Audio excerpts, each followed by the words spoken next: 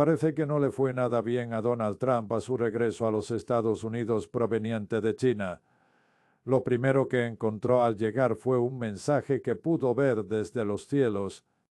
Artistas que sabían exactamente por dónde pasaría su avión habían escrito sobre el césped de un campo de golf en New Jersey una sola palabra: impeach, el número 8647, una exigencia de destitución, trazada directamente sobre la tierra para que el presidente de los Estados Unidos la leyera mientras descendía.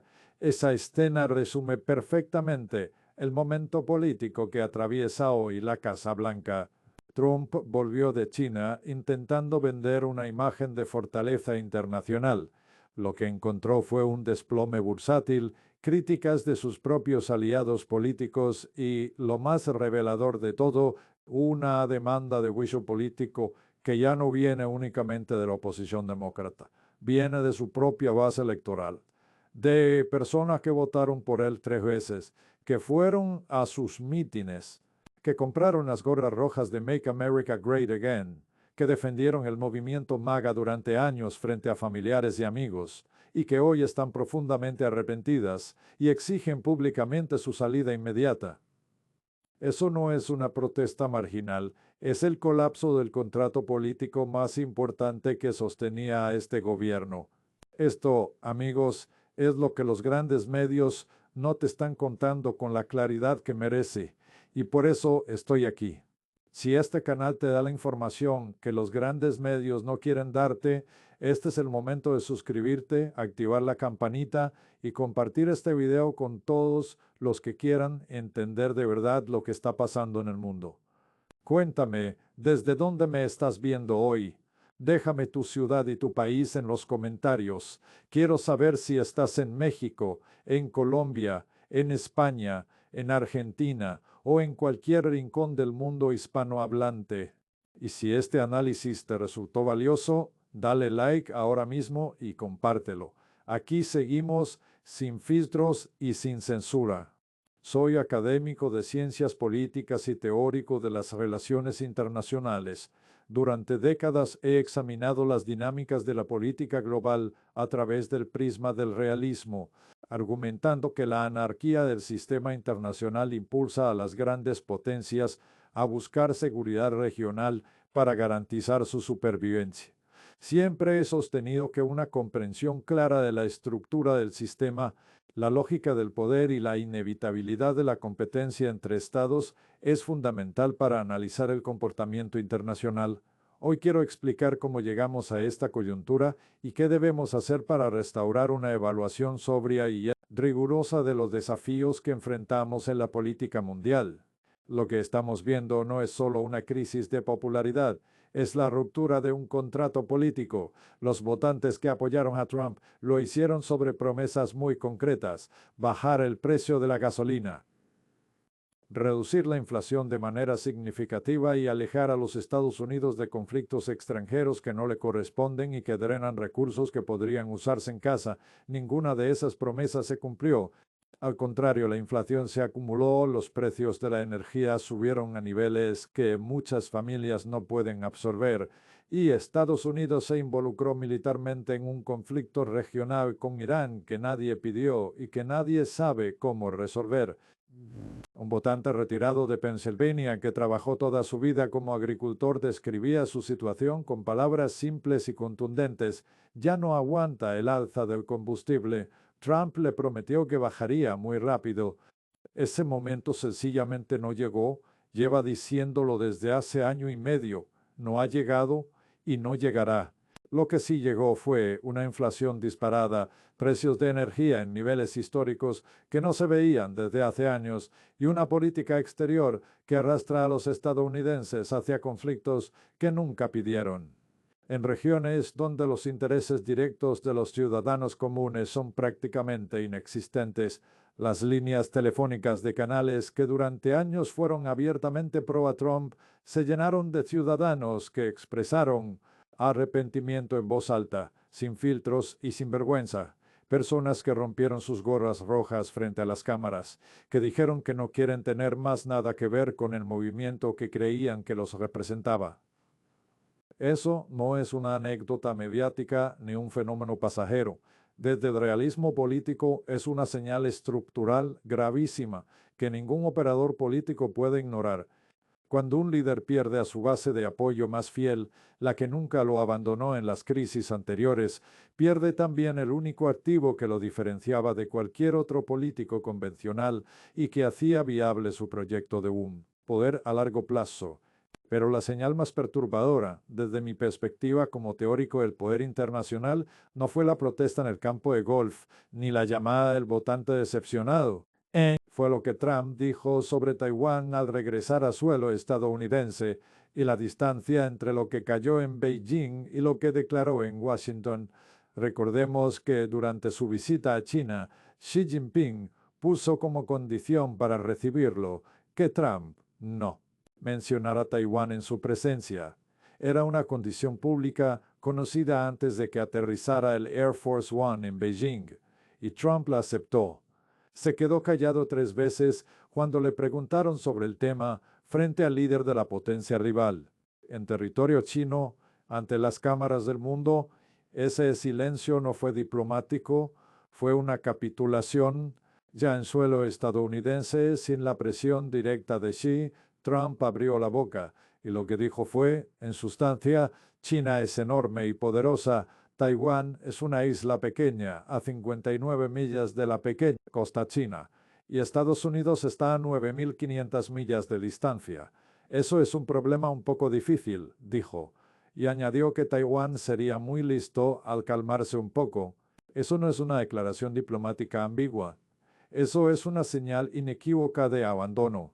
Durante décadas, Estados Unidos le prometió a Taiwán un paraguas de seguridad militar formal, sostenido con ventas de armamento, presencia naval en el estrecho y declaraciones públicas de defensa de su autonomía. Esa promesa no era una frase en un comunicado, era el fundamento estructural sobre el que Taiwán construyó su estrategia de defensa, su política exterior, su disposición a resistir la presión de Beijing y su relación de largo plazo con Washington. En ese marco de confianza, Taiwán fue armada con $12.000 millones en equipamiento militar estadounidense. Compró esas armas con la garantía implícita de que no estaría sola si las tuviera que usar. Y ahora el presidente de los Estados Unidos, de regreso de una visita a Beijing donde no pudo mencionar el nombre de la isla ni una sola vez, porque le lo prohibieron, sale a decirle al mundo que Taiwán queda demasiado lejos para que Washington pueda defenderla con eficacia. Eso, desde el realismo estructural, es exactamente lo que significa el declive de una potencia hegemónica, cuando ya no puede sostener los compromisos de seguridad que definieron su liderazgo global durante 70 años y cuando empieza a decirlo en voz alta. Y Trump no se limitó a señalar la distancia geográfica, también culpó a Taiwán de haber arruinado la industria de semiconductores de los Estados Unidos. Dijo que si hubieran puesto aranceles a los chips a tiempo, la industria nunca se habría trasladado. Lo que omite deliberadamente o por ignorancia es que la industria de semiconductores no se fue a Taiwán por culpa de Taiwán. Se fue porque las corporaciones estadounidenses eligieron producir barato en Asia para maximizar sus márgenes de ganancia. Esa es la lógica del capitalismo financiarizado que el propio Trump siempre celebró. Culpar a Taiwán de las decisiones tomadas por ejecutivos estadounidenses en busca de rentabilidad es una distorsión histórica que no resiste ningún análisis serio. Pero la señal política que envía sí es real y tiene consecuencias enormes. Si Taiwán, que compró $12.000 millones en armamento y confió en la promesa de defensa estadounidense, puede ser abandonada con una declaración informal en una entrevista, ¿qué garantía tienen el resto de los aliados de Washington? Esa pregunta no es retórica. La están haciéndose hoy mismo en Seúl, en Tokio, en Varsovia, en Berlín. El contrato de seguridad implícito que estructuró el orden internacional de posguerra depende de que Estados Unidos sea percibido como un garante confiable. Cuando ese garante comienza a señalar que la geografía lo hace incapaz de cumplir sus compromisos, el sistema entero empieza a resquebrajarse. Lo que vi en esa visita a China, desde mi lectura del tablero geopolítico, fue a una potencia en retirada intentando disimularlo con protocolo y escenografía. Que Pemo Xi Jinping no fue a recibir a Trump en la pista de aterrizaje, un gesto que en el lenguaje de la diplomacia internacional comunica con precisión matemática quién tiene la posición de ventaja. Le impuso condiciones antes de que llegara, condiciones que Trump aceptó públicamente antes del viaje. Fijó los temas de los que se podía hablar y los que estaban prohibidos. Y cuando Trump no solo aceptó esas condiciones, sino que las cumplió fielmente, el mensaje que recibió el resto del mundo fue perfectamente claro. Washington no llega a negociar desde la fortaleza, llega desde la urgencia y la necesidad. Esa es la diferencia fundamental entre el poder real y el poder declarado. Y los mercados financieros lo entendieron inmediatamente porque los mercados no leen declaraciones de prensa, leen hechos. Los mercados perdieron alrededor de $2 billones en valor durante el contexto de esa visita. No porque algún comentarista lo haya interpretado así, porque los propios mercados, que son el termómetro más frío y menos ideológico que existe para medir la credibilidad de un liderazgo político, reaccionaron con nerviosismo ante lo que vieron. Y lo que vieron fue a un presidente que llegó necesitando resultados y regresó con las manos vacías, mientras el mercado procesaba también la magnitud de los desafíos económicos acumulados, inflación persistente, una deuda histórica, tasas de interés elevadas y la amenaza latente de un conflicto regional con Irán, que nadie sabe cómo terminar. Apenas Trump abandonó China, Vladimir Putin anunció que viajaría a Beijing para reunirse con Xi Jinping y cerrar acuerdos importantes que Washington no pudo lograr. El contraste no podía ser más elocuente. Trump salió con las manos vacías. Putin llega a afirmar lo que Trump no consiguió. Esa fotografía política, esa secuencia de imágenes es devastadora para la credibilidad de la Casa Blanca. No como insulto, sino como dato. Estados Unidos fue humillado diplomáticamente en este ciclo no por uno, sino por 3 actores simultáneamente. China le puso condiciones, Irán lo ignoró en el estrecho de Hormuz y Rusia entró a capitalizar el vacío que dejó la visita. Hay además una observación que encuentro más reveladora que cualquier otra en todo este episodio y que define con claridad el momento geopolítico que estamos viviendo, cuando Xi Jinping describió a Estados Unidos como una nación en declive directamente frente a su presidente. Trump no lo contradijo con ninguna firmeza, no salió a defender el liderazgo global de su país con datos ni con argumentos. No dijo que esa narrativa era falsa o que respondía a intereses propagandísticos chinos. Lo único que atinó a decir, ya a bordo del Air Force One de regreso a Washington, por tanto, fue que Xi estaba hablando de la era Biden, no de la era Trump, como si el declive estructural de una potencia fuera responsabilidad de una sola administración y no el resultado acumulado de décadas de decisiones estratégicas. Pero Xi Jinping no dijo la administración Biden, dijo Estados Unidos, y Trump, al intentar matizar esa afirmación, en lugar de rechazarla directamente, prácticamente la validó frente al mundo. Le dio a Beijing la coherencia narrativa que buscaba para seguir proyectando el mensaje de que el ascenso de China y el declive de Estados Unidos son procesos históricos inevitables. Desde el realismo, esto importa más de lo que parece. China lleva años construyendo metódicamente una narrativa geopolítica. El ascenso de China es inevitable y el declive de Estados Unidos también. Esa narrativa no la construye solo con palabras, la construye con hechos, con infraestructura, con acuerdos comerciales, con expansión militar y con la paciencia estratégica de quien sabe que el tiempo trabaja a su favor. Que el propio presidente de los Estados Unidos haya dudado en refutar esa narrativa cara a cara con Xi Jinping le dio a Beijing el mayor regalo diplomático que podría haber esperado de esa visita. Internamente, la situación de Trump tampoco mejora.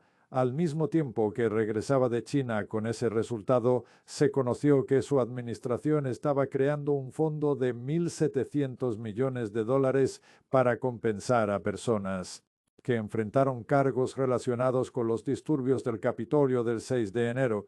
no para familias de los policías que resultaron heridos o muertos en ese episodio, no para ciudadanos que necesitan acceso a servicios de salud o alimentación, para quienes intentaron interrumpir por la fuerza la transferencia constitucional del poder, 1.700 millones de dólares.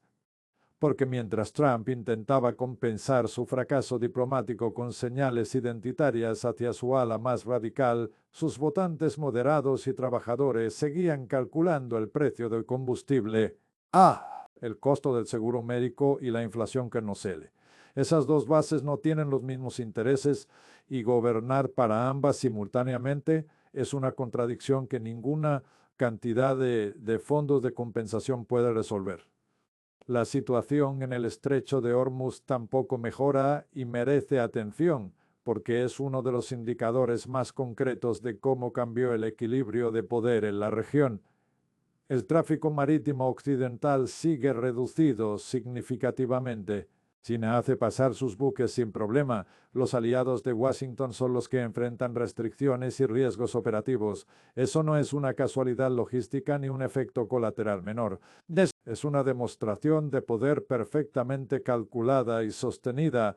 Beijing tiene la capacidad de operar con plena libertad en una vía marítima que Washington proclama defender con portaaviones y alianzas regionales, mientras sus aliados europeos y del Golfo observan en tiempo real que la garantía de seguridad estadounidense tiene límites geográficos y políticos que nadie había pronunciado antes con tanta claridad y tan poca resistencia. Lo que quiero que cada persona que me escuche entienda es que esto no es una historia sobre Donald Trump como persona, es una historia sobre el funcionamiento del poder en el sistema internacional. Las potencias hegemónicas no declaran su retiro, lo negocian, lo disimulan y lo racionalizan con narrativas de fortaleza, pero el sistema los detecta, los mercados los detectan, los aliados los detectan. Y los rivales los detectan con más rapidez y precisión que nadie porque están esperando exactamente esa apertura para avanzar. Eso es lo que estamos viendo hoy. Los países que han confiado en el paraguas de seguridad estadounidense tienen ante sí la lección más clara de la última década y sería imprudente que la ignoraran. En el sistema internacional, la confiabilidad de los compromisos vale mucho más que la cantidad de portaaviones anclados en el océano.